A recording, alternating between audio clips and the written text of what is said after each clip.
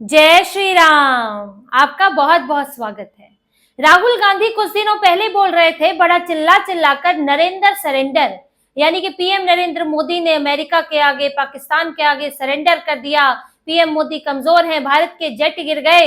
ये राहुल गांधी किस मुंह से बोल रहे थे? क्योंकि उनकी अपनी ही सरकार की अब पोल खुल गई है और पोल खोली है उनके ही गृह मंत्री, उस वक्त के गृह मंत्री पी चिदम्बरम ने। पी चिदम्बरम ने एक इंटरव्यू में ये साफ तौर पर बताया है कि कैसे मुंबई हमले के बाद कांग्रेस सरकार घुटनों पर आ गई, कैसे अमेरिका का डंडा चला और सोनिया गांधी, मनमोहन सिंह, राहुल गांधी, ये लोग एक शब्द नहीं बोल पाए और पाकिस्तान के आगे झुक गए। उन्होंने ये तक बताया है कि किस तरह मुझे जबरदस्ती गृह मंत्री बनाया गया, किस तरह जब मैंने ये प्रस्ताव दिया कि हमें जवाब देना चाहिए, हमला करना चाहिए, तो उसे ठंडा कर दिया गया। किस तरह उस वक्त सेना की खुफिया एजेंसियों की हालत खराब थी और कैसे सोनिया गांधी फैसले ले रही थी और अमेरिका का साफ तौर पर दखल था। ये सारी बातें उन्होंने एक इंटरव्यू में बताई है और ये विस्तार से मैं आपको बताऊंगी कि उन्होंने क्या क्या बोला है। सारे सवाल जवाब और देखना बहुत जरूरी है, क्योंकि ये जानना जरूरी है कि देश किस हालात में था, किस हालात से निकल कर आया है।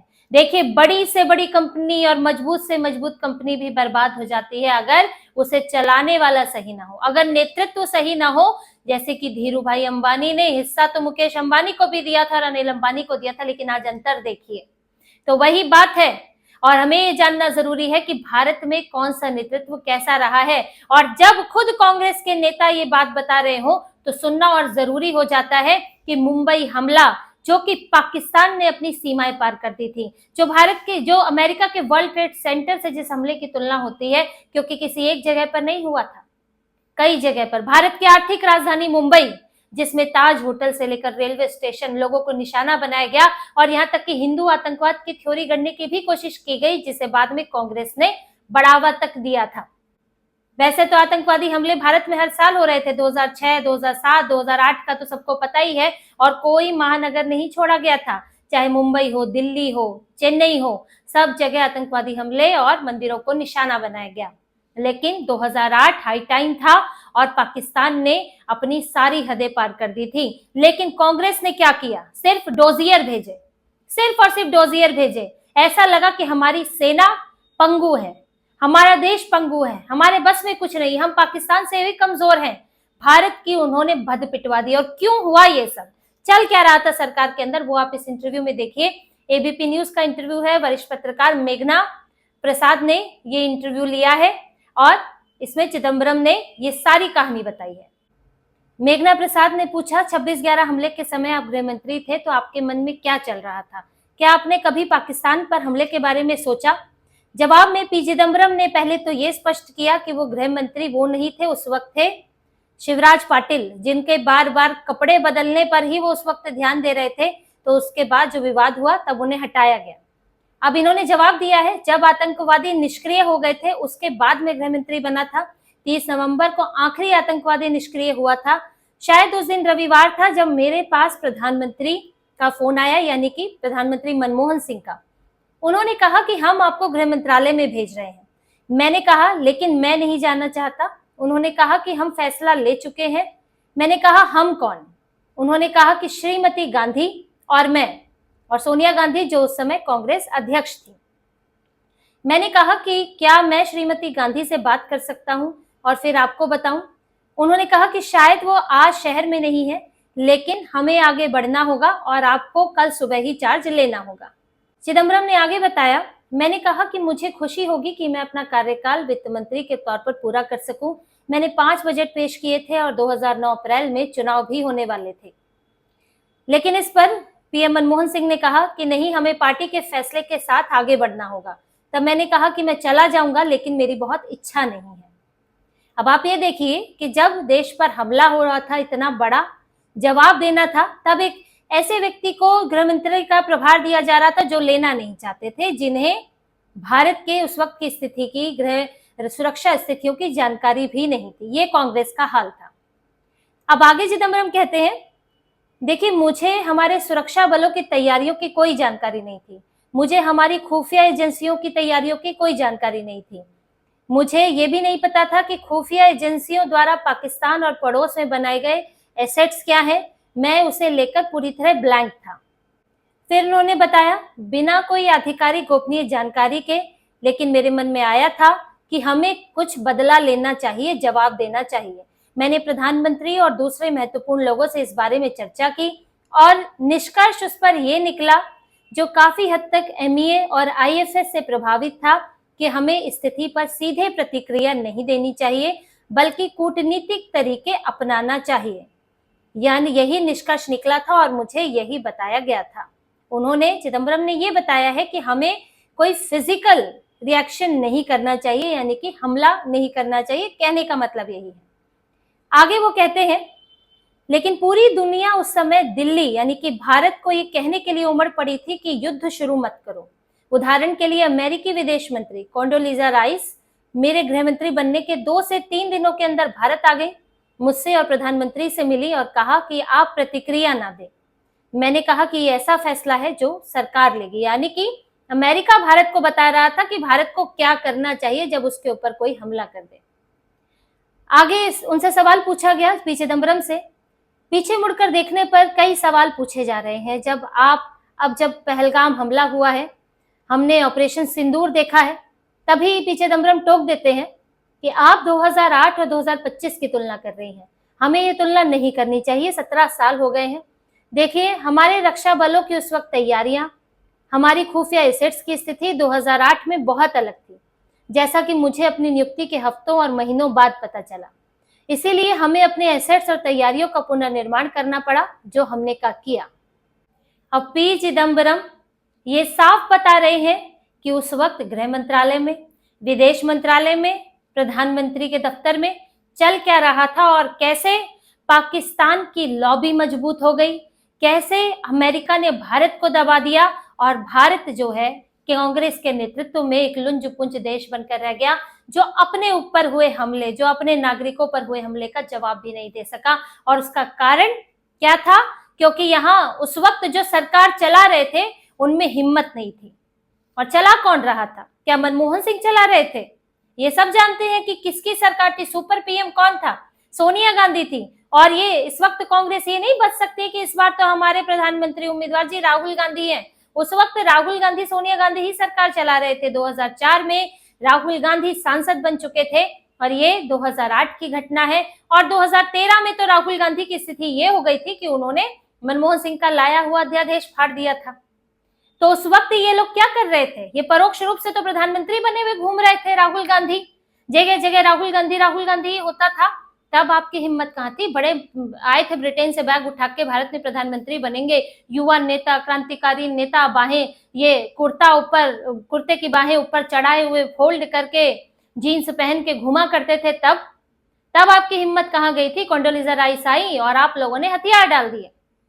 और उस वक्त विदेश मंत्रालय की भी बात है कि विदेश मंत्रालय और आईएफएस यानी कि इंडियन फॉरेन सर्विस, जो कि एक कूटनीतिक इकाई होती है, उनका असर था। यानी कि उनकी तरफ से आया कि हमें एक्शन नहीं लेना चाहिए। रक्षा मंत्रालय गायब, रक्षा मंत्रालय की चर्चा ही नहीं है इसमें यहाँ। और उस वक्त विदेश मंत्रालय देख रहे थे प्रणब मुखर्जी। और जैसे कि उस वक्त के विदेश सचिव शिवशंकर मेनन, उन्होंने भी अपनी किताब में इसका जिक्र किया है।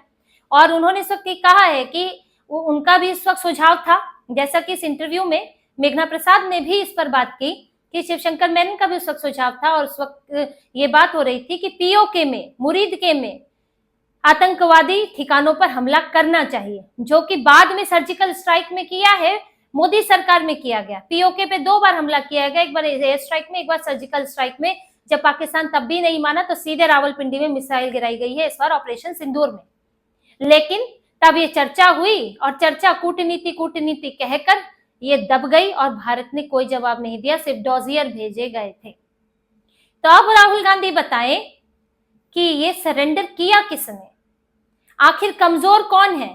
इन्हें लगता है कि उस वक्त की चीजें आज के युवाओं को मालूम नहीं है। जिस जेनजी को ये भड़काते हैं, उन्होंने नहीं देखा, उन्हें नहीं पता कि तब भारत में क्या हालात थे, तब कांग्रेस की सरकार में क्या स्थिति थी। आप किन्हें गृह मंत्री बना रहे थे, जो आज भी कहते हैं कि मैं वो पद लेना नहीं चाहता था, जिन्हें पता ही नहीं है कि सुरक्षा के हालात क्या है। आज अब गृह मंत्री से इस्तीफा मांग रहे थे पहलगाम के बाद, क्योंकि क्या आपकी जैसी सरकार है? अगर शिवराज पाटिल पर सवाल भी उठ रहे थे तो शिवराज पाटिल ने अगर एक कड़ा फैसला ले लिया होता, अगर रक्षा मंत्रालय के साथ मिलकर, सेना के साथ मिलकर, तो शिवराज पाटिल को इस्तीफा नहीं देना पड़ता, वो कपड़े ही बदलते रह गए अपने। और दूसरा, उस वक्त के रक्षा हालात क्या थे, क्या इन्होंने हाल कर रखा था सेना को, सेना का, कि गृह मंत्री ही खुद उस वक्त कह रहे हैं कि सेना इस स्थिति में नहीं थी, हमारे एसेट्स इस स्थिति में नहीं थे कि हम हमला कर सके। भारत जैसा बड़ा महान देश, और ये हालत आपने कर दी। मैंने आपको कहा ना कि कंपनी कितनी भी मजबूत हो, लेकिन चलाने वाला कमजोर होगा तो कंपनी ढह जाएगी। और भारत को इन्होंने ढहा ही दिया था कि पाकिस्तान जैसे तुच्छ देश के सामने भारत ने हथियार डाल दिए। जब आप पे कोई हमला करे, आपके लोगों को ना मारे, आप जवाब ना दो, तो उसे हथियार डालना ही कहते हैं। और देखिए, इस पूरे घटनाक्रम के साथ कांग्रेस की सरकार की एक कमजोरी तो सामने आती ही है, और ये भी दिखता है कि कल को भी इनके यही हाल रहेंगे, क्योंकि ये राहुल गांधी अमेरिका में जाकर क्या कहते हैं, डिफेंडर ऑफ डेमोक्रेसी, हमें बचाएं, यानी कि मुझे सत्ता में बिठाएं, भारत के जो प्रधानमंत्री है सत्ता से हटाएं। आप अमेरिका की मदद मांगते हो, आप डीप स्टेट की मदद मांगते हो, आप भारत विरोधी ताकतों के साथ मिलते जुलते हो, तो आप कल को सत्ता में आओगे तो उन्हीं की सुनोगे। भारत विरोधी ताकत ये थोड़ी कहेगी कि नहीं नहीं, भारत मजबूत दिखना चाहिए, भारत को हमला करना चाहिए, पाकिस्तान को नाको चने चबाने चाहिए, ये नहीं कहेगी। वो तो कहेगी भारत को कमजोर दिखना चाहिए। लेकिन यहाँ कांग्रेस की अंदरूनी कलह भी नजर आ रही है, जो इनके पुराने नेता हैं उनकी नाराजगी भी नजर आ रही है कि पी चिदम्बरम, एक बार पहले भी उन्होंने सवाल उठाया था कि जब पहलगाम को लेकर कांग्रेस के नेता किस तरह उटपटांग बयान दे रहे थे, तब भी उन्होंने इसको लेकर सवाल उठाया था, कांग्रेस के रुख को लेकर। और आज उन्होंने जो इतनी बड़ी बातें कही है, ये दिखा रहा है कि किस तरह से राहुल गांधी से कांग्रेस के वरिष्ठ नेता नाराज हैं। और उसकी वजह है राहुल गांधी का रवैया। राहुल गांधी किसी को बारात का घोड़ा, किसी को लंगड़ा घोड़ा, किसी को रेस का घोड़ा, इस तरह के तमगे देने लगे हैं, और वो अपनी हार, अपनी नाकाबिलियत नहीं देखते। आज की वो हार के लिए अपने पुराने नेताओं को खदेड़ रहे हैं कि उनकी वजह से हमें हार मिल रही है, हमें तो यंग ब्लड चाहिए। लेकिन क्या उनकी वजह से हार मिल रही है? वो तो जब कुछ नहीं थे, तब आपको इन्हीं बड़े नेताओं ने सत्ता में बैठाए रखा। जब राहुल गांधी 2004 में आए थे, तब सोनिया गांधी, जब उनके पास नई नई यहाँ पे पार्टी आई थी, जब वो यहाँ के बारे में ज्यादा नहीं जानती थी, तब से लेकर मनमोहन सिंह सरकार तक इन्हीं लोगों ने ही संभाल के रखा था सत्ता को। पी चिदम्बरम जैसे नेता, शशि थरूर जैसे नेता, जो लोग वरिष्ठ नेता हैं जिनको अभी ये निकाल चुके हैं, आनंद शर्मा है, गुलाम नबी आजाद है, कौन पार्टी संभाल रहा था? इन लोगों ने तो आपको रिजल्ट दिया, तब आपको सत्ता में बनाए रखा। लेकिन जब कमान आपके हाथों में आई, क्या आप कांग्रेस को सत्ता में ला पाए? नहीं ला पाए। और आज आप सारा ठीकरा इन्हीं नेताओं पर फोड़ते हैं, और इनके पास मौके नहीं है। और देखिए, कार्ति चिदम्बरम, पी चिदम्बरम के बेटे कार्ति चिदम्बरम भी पीएम मोदी से मुलाकात कर चुके हैं, और मुलाकात का विषय क्या था? कुत्तों की समस्या चेन्नई में। अब वो इतनी बड़ी बात नहीं थी जिससे कि पीएम के से मुलाकात की जा सके, लेकिन उन्होंने मुलाकात की तो उस वक्त भी कई चर्चाएं हुई थी। तो यहाँ पी चिदम्बरम के भी बदले रुख दिख रहे हैं। शशि थरूर का तो पूरा का पूरा उनकी तो झगड़ा ही सबके सामने है कि किस तरह से राहुल गांधी से उनकी बनती नहीं है। दूसरा, कई नेता तो अलग हो चुके, गुलाम नबी आजाद अपनी पार्टी बना चुके, आनंद शर्मा को राज्यसभा से हटा चुके हैं, मनीष तिवारी भी अपना विरोध जाहिर कर चुके हैं। इनकी पार्टी में कई सांसद इनसे नाराज चल रहे हैं, इनके काम करने के तरीके से वरिष्ठ नेता नाराज चल रहे हैं, और वो ही इनकी खामियां, इनकी पार्टी के हाल, वो सब चीजें सामने ला रहे हैं, एक तरह से इनकी पोल खोल रहे हैं। तो राहुल गांधी यहाँ विदेश में जाकर वहां हमें भारत के लिए कुछ कर रहा हूँ, टैरिफ के बीच में संबंध बेहतर करने की कोशिश कर रहा हूँ, साउथ अमेरिका में संबंध के बीच में जब आप अपनी सरकार का साथ नहीं दे पा रहे हैं, तो विपक्ष के नेता के तौर पर विदेश बार बार भाग जाते हैं, तो आप क्या संबंध बेहतर करेंगे? जब आपके पास पावर थी तब तो आप हथियार डालकर बैठे थे, अमेरिका की कठपुतली बने हुए थे, और आज ये सरेंडर की बात करते हैं। तो राहुल गांधी को आत्मनिरीक्षण करना चाहिए और अपनी पार्टी को पहले देखना चाहिए कि इनके कितने नेता, कितने सांसद इनसे नाराज बैठे हुए हैं, पार्टी का क्या हाल है। और राहुल गांधी विदेश में मौज कर रहे हैं, और यहाँ पर उनकी पार्टी के नए नए कारनामे, उनके नेतृत्व की कमजोरियां सामने आ रही हैं। तो इसी तरह की और खबरें और विश्लेषण आपके लिए लाते रहेंगे। हमसे जुड़े रहिए, सब्सक्राइब कीजिए, कमेंट कीजिए। बहुत बहुत धन्यवाद। जय श्री राम।